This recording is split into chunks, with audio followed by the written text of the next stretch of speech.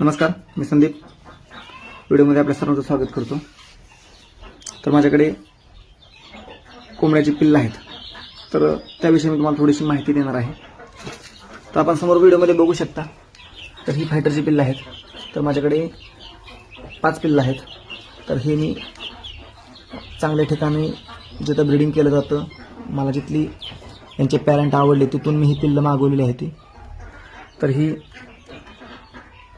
15 दिवसाच्या आतली पिल्लं मी 1000 रुपये जोडीप्रमाणे मागवले आहेत.